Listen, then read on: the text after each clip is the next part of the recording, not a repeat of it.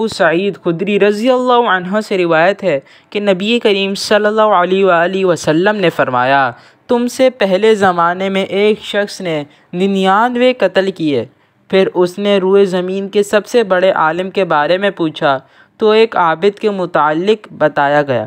اس نے اس کے پاس آ کر کہا، میں نے 99 قتل کیے ہیں، کیا میری توبہ قبول ہوگی؟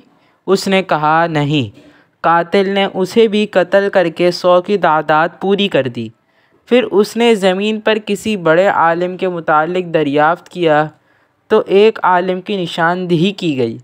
اس نے عالم سے پوچھا، میں نے 100 آدمی موت کے گھاٹ اتارے، کیا میرے لیے توبہ کی گنجائش ہے؟ اس نے جواب دیا، ہاں۔ تمہارے اور توبہ کے درمیان کیا چیز حائل ہو سکتی ہے؟ فلاں جگہ جاؤ، وہاں کچھ لوگ اللہ تعالیٰ کی عبادت میں مصروف ہیں، تم بھی ان کے ساتھ اللہ کی عبادت میں مشغول ہو جاؤ۔ اپنے علاقے کی طرف نہ لوٹنا، وہ بری زمین ہے۔ وہ چل دیا یہاں تک کہ جب نفس راستہ طے کیا تو اسے موت نے آ لیا اور وہ مر گیا۔ اب اس کے متعلق رحمت اور عذاب کے فرشتے باہم جھگڑنے لگے۔ رحمت کے فرشتوں نے یہ کہا، یہ آدمی تائب ہو کر سچے دل سے اللہ تعالیٰ کی طرف متوجہ ہوا۔ عذاب کے فرشتے کہنے لگے، اس نے قطعاً کوئی نیکی نہیں کی۔ چنانچہ ایک فرشتہ انسانی صورت میں ان کے پاس آیا اور انہوں نے اسے اپنا ثالث مقرر کر لیا۔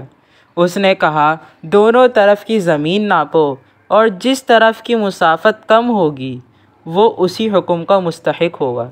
انہوں نے ناپ کیا تو دیکھا کہ اس نے جدھر کا ارادہ کیا تھا اس کی مسافت کم تھی۔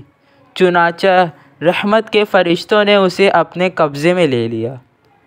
اور صحیح کی ایک روایت میں ہے، وہ اچھی بستی کی طرف ایک بالشت زیادہ تھا، پس اسے انہی میں شمار کر لیا گیا۔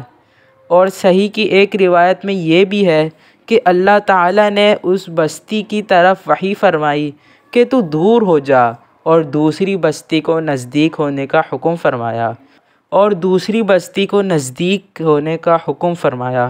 اور ان کے درمیان کو ناپنے کا حکم دیا۔